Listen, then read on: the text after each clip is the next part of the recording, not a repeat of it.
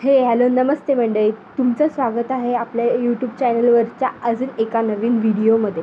तर आज आपण बघणार आहोत देसी स्टाईल पास्ता। आधी आपल्याला एक कढईमध्ये पाणी तापवायला ठेवायचं आहे। त्या पाणीला उकळी आल्यावर आपण त्यात पास्ता टाकणार आहे आणि तो चांगला 5 मिनिटांपर्यंत बॉईल करायला ठेवायचा आहे। इथं आपला पास्ता जो आहे तो बॉईल झालेला आहे। आता त्यामधलं पाणी आपल्याला काढायचं आहे। पास्ता साईडला घ्यायचा आहे आणि आता आपल्याला कढईमध्ये तेल टाकायचं आहे। तेलमध्ये 1 चमचा किंवा अर्धा चमचा जिरं टाकायचं आहे। 5 ते 6 लसूणच्या पाकळ्या टाकायच्या आहेत। ते सगळं चांगलं तेलात फ्राय करून घ्यायचं आहे। ते झाल्यावर 1 कांदा टाकायचा आहे, तो पण ब्राऊन होईपर्यंत आपल्याला फ्राय करून घ्यायचा आहे। ते झाल्यावर मी इथे कॅप्सिकम टाकणार आहे।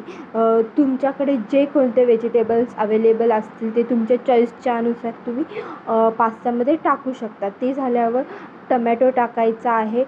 तेही चांगलं आपल्याला तेलामध्ये फ्राय करून घ्यायचं आहे 2 ते 3 मिनिटासाठी। आणि इथे बघा आपलं सगळे वेजीज आहेत ते सगळे फ्राय करून झालेले आहेत। आत्ता आपल्याला ह्यामध्ये आपल्याला जे कोणते सॉस मसाले आहेत ते टाकायचे आहेत। इथे मी पास्ता मसाला टाकला आहे। ते झाल्यावर 1 स्पून चिली सॉस, ते झाल्यावर अर्धा चमचा मिरची पावडर टाकायची आहे। सोया सॉस हे ऑप्शनल आहे, जर का तुमच्याकडे असेल तर टाका, नाहीतर नाही। आणि त्यामध्ये मीठ टाकायचं आहे। जर तुमच्याकडे चीज असेल तर ती तुम्ही वरतून गार्निश करताना टाका, नसेल तर ह्याच प्रोसेसमध्ये मेयोनीजही टाकू शकता 1 चमचा। आणि ते सगळं मिक्स करून घ्यायचं आपल्याला। मिक्स केल्यानंतर हा बघा आपला पास्ताचा जो मेन सॉस असतो तो रेडी आहे। त्यात मीठ टाकायचं आहे।